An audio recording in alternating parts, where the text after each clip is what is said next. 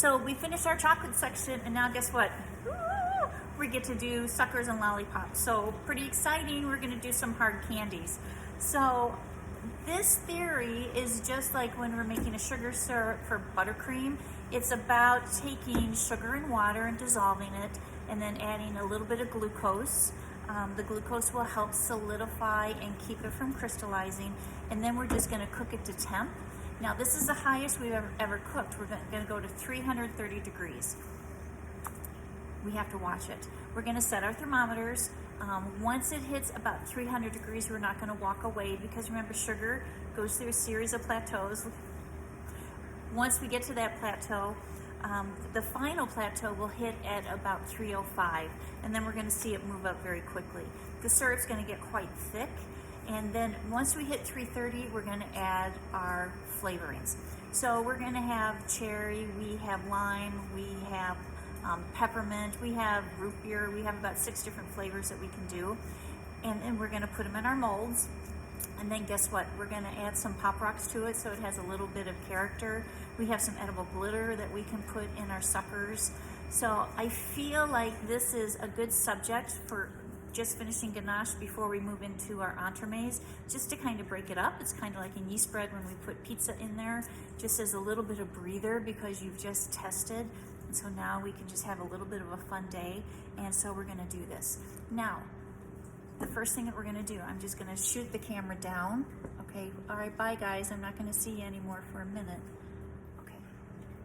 All right, so you don't see me anymore. Maybe that's a good thing, because, you know, hair's a little high today. It's a little sassy. So in my saucepan, I have my sugar. I need to add my water. And again, when you're cooking hard candy to such a high temp, we're going to add a little bit of cream of tartar. And this again will just help sugar from not crystallizing. So look how much I'm going to add. It's just about a 1/16 of a teaspoon. So I'm going to add that at this point. Cream of tartar goes in the first initial step so that it can dissolve. Now I'm just going to stir this. And then just like I'm making buttercream, I need to wash down the sides. So I try to use always cold water. In the perfect world, I would use bottled water, because bottled water has been filtered. But if you don't have bottled water, just go ahead and use cold water out of the tap. In it goes. I've introduced some heat. Now I'm going to bring this to the boiling point. I'm going to skim off any scum, just like we know how to do. And then once it gets to the boiling point, I'm going to add my glucose. Now, a lot of students sometimes ask, why glucose and not corn syrup? And the reason is, especially when we do candy, you can see through this glucose, because this can be made with rice, wheat, or corn. Because this is cooked at a slower temp, it never yellows. So I'll get a better look with my candy if I use the clear glucose. It's kind of like using granulated gelatin versus sheet gelatin. You get a better final appearance when you use sheet gelatin because it's not cloudy. So the same thing holds true for glucose. If you don't have glucose, because sometimes it can be hard to find, then go ahead and use, please, light corn syrup. Now, once from Wilton, I went ahead, because I was doing something at home, and I bought glucose at the store. I won't tell you what store it was, and I got it, I brought it home, and it was yellow. So it looked, I could have just used my light corn syrup. So I actually returned it. So that means when glucose actually turns yellow, it was overheated. So it could have been stored in the sunlight during shipping. It could have, got overheated in a truck. So if that ever happens to you guys, please return it, because you paid a lot of money for that glucose. It's about 3 times the cost of corn syrup. So we want to make sure that it's very clear. So I've introduced my heat. I'm going to go up on high. When this comes to the boiling point, you're going to see me add my glucose. I'm going to wash down one more time, and then I'm going to cook it to 330 degrees. Once I get to 330, you'll see me stop, and I'm going to add my flavoring agent and a little bit of food coloring, and then we're going to pour it into the molds. So you're just going to see this slowly start to cook. Once it boils, glucose goes in, wash down one more time, thermometer gets introduced.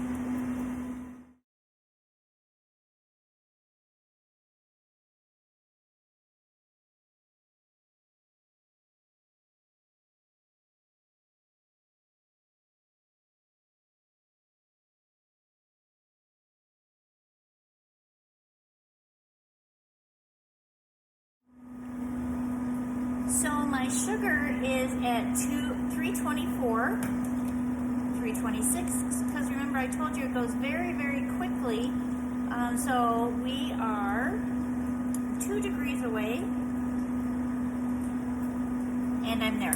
So I'm going to turn my heat off, and now what I want to do, guys, is I want to add my flavoring agent. So I'm doing half a batch of the book, so I'm going to start with 10 grams. I'm kind of a purist, I'm doing cherry. I went ahead, I bought some lavender for you. I have hibiscus, we have pineapple, so lots of different flavors. And you'll notice when you're in class, once you add this, the vapors are so strong because now the alcohol is just kind of evaporating out. If you do candy canes, oh my gosh, it's enough to clear your whole sinus cavity. So what I want to do now is taste this to make sure that I have enough of my flavoring agent in. So I'm just going to take a little bit, put it on the marble. If this actually cools off too much, I can just put it back on a low heat and then just get it fluid again. But again, I just want to taste the syrup and make sure that I have enough flavor, because I don't want to do this and then not have enough of my flavoring agent. So when I put it on the marble, you can see it sets up really fast because we have gone to hard crack. So look, I can pick this up already. It was only on the marble about 15 seconds.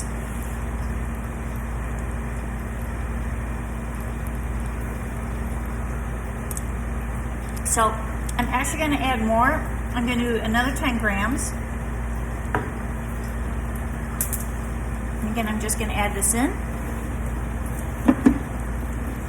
Now you can see what's happening now. All my bubbles are dissipating, which is what you want. You don't want to see a lot of air bubbles in your suckers or your lollipops. And again, I'm going to put a little down on the marble. And while that sets, I'm going to get my burner out of the way, and then I'm going to show you how we're going to go ahead and mold these. But I still have to taste this sugar syrup to make sure that I'm happy with it. So I'm just going to move this to the end of the table in case I need to rewarm it while I'm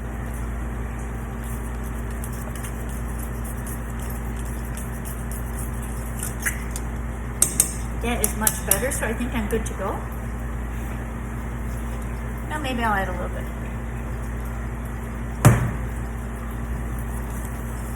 Okay, so what I'm going to do first is a 2-piece mold, and this will get me these round lollies.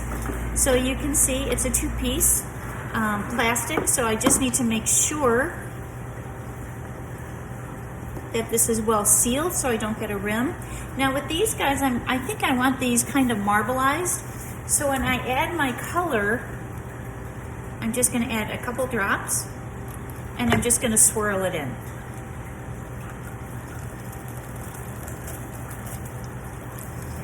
And now I'm going to start to pour this into my molds.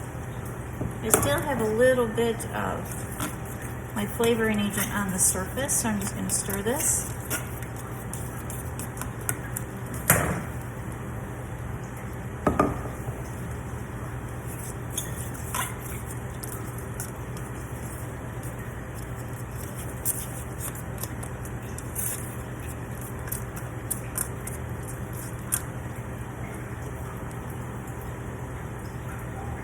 Just hoping to hit it. There we go. So I'm going to take it up to the top. If it flows over, I'm not going to worry about it because I can go ahead and break that off. The nice thing about these is I can see when it gets up to the top.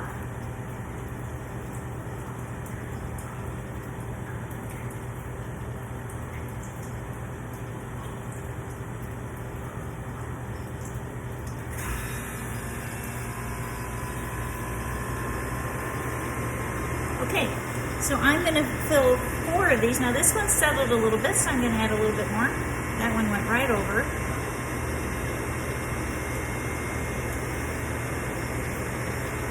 We'll be a little bit neater in class. But again, this stuff is just going to break away. See how easy that comes right off? So I don't have to worry about too much of a mess. I'm going to just move this to the side. I'm going to let this sit for about a minute, and then I'm going to put in my lollipop sticks.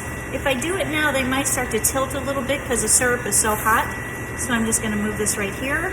I'm going to wipe off my bench, and then I'm going to fill 2 other types of molds. So now I want to make these a little bit darker. So I'm adding more of my food coloring to it. Giving it a good swirl. If I have to stir it, no problem. Again, because I have the cream of tartar in here and I have that glucose, I should not run the risk of anything crystallizing.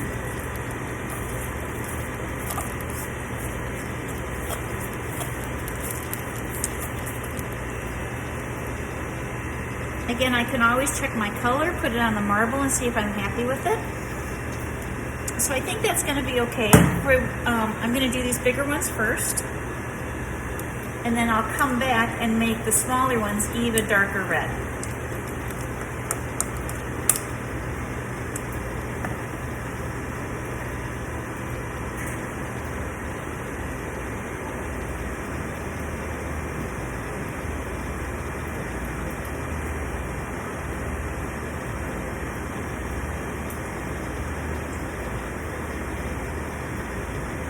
Now, I want to make these just a little bit more fun.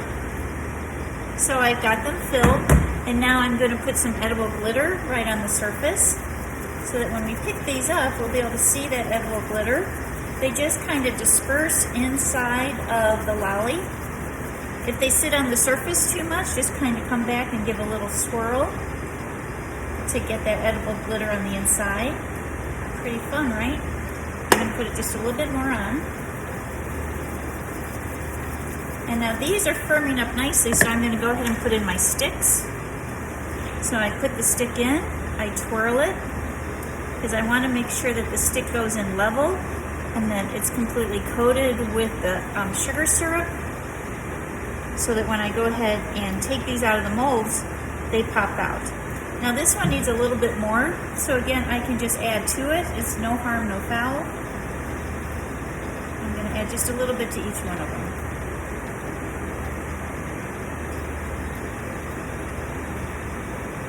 Again, I just want to make sure that stick is completely covered. Good. Now I'm going to come back and put sticks in my round molds. So I'm just going to lift this up so you can see it. I'm going to put this in all the way through. Give it a nice little twist. If I see that it's falling a little bit like this guy, I'm going to add a little bit more of my syrup to it. And that should start to hold them.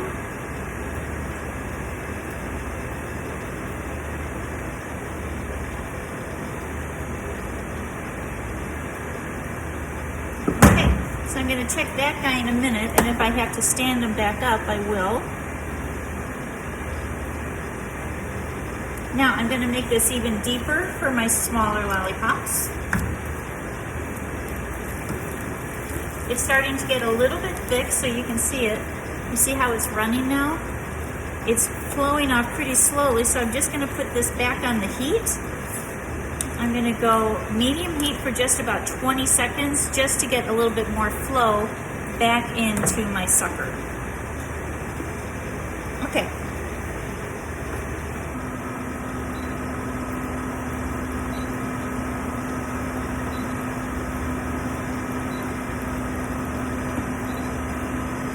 Again, underfill a tiny bit, let it flow so that it goes to the surface.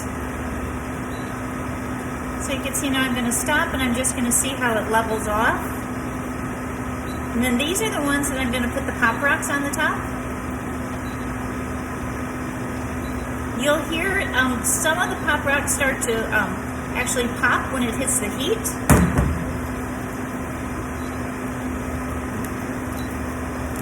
But I want to get these on while it's still fluid on the top, so that when you start to eat these, they will pop in your mouth. And I'm going to put my stick in. Oh, did you see that guy jump?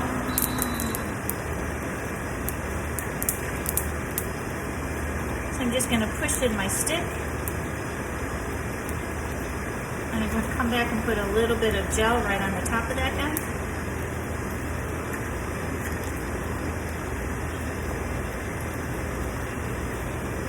These molds we got from JB Prince. The molds are about $20 a piece. But the nice thing is, again, they last for a lifetime. You can find metal ones that just kind of clamp. And then look at that. See, now these little pieces, they'll just break away. So that I'm going to have the perfect lolly when it's done. If we have time in the semester, maybe we'll make some candy canes. We'll see how we do. Well, because we'd be doing this in January, we'll just be calling them peppermint sticks. And then we would just leave them straight. So maybe we can have time to do that. Okay, so that's good. Again, I'm going to add a little bit of the Pop Rocks and my sticks. So I'm just going to let these cool, guys. They'll take about 30 minutes, and then I'll pop them out and I'll go ahead and shoot them so you can see what they look like when they're done. So look what we have. Look at our lollipops. So these are the round ones that I went ahead and put the edible glitter on. So they're looking good. These ones have the Pop Rocks. And then these look just like Hubba Bubbas, right? Where there could be the bubble gum on the inside. And you could easily do that. So these guys, they set up in about 10 minutes. The round ones took about 30 minutes for them to completely set. So again, this was based off of just cooking a syrup to the hard crack stage. So we dissolved the sugar in the water. We put a little bit of cream of tartar in there, and remember that helps them from crystallizing. We introduced the heat, we stirred it, we went ahead and washed down the sides, skimmed any scum. Once it came to the boiling point, we added the glucose. We washed the sides one more time, and then we introduced the thermometer, and then we cooked it to 330 degrees. Once we got it to 330, we took it off the heat. I went ahead and I added my flavoring. Remember, we have a ton of different flavors for you to try, but always check it. So you saw me, I put a little bit on the marble. I let it set. It takes about 15 seconds because it's at hard crack. And then go ahead and taste it. And if you need more, you can always add in a little bit more flavoring agent. Always start with a little bit less, because again, we can always add more. It's kind of like adding food coloring. And then I went ahead and I just poured them in the molds. So let them set up, and here we go. Shelf life of these is really indefinite, but what we want to do now is to protect them from moisture and humidity. So we have sucker bags. So once they're completely set, I'm just gonna put them in their plastic bags, and then we would just tie the ends, and then there are our suckers. So again, a job well done. This is just our cooking sugar to the hard crack stage so that you can have that in your repertoire. Okay, that's it. Thanks.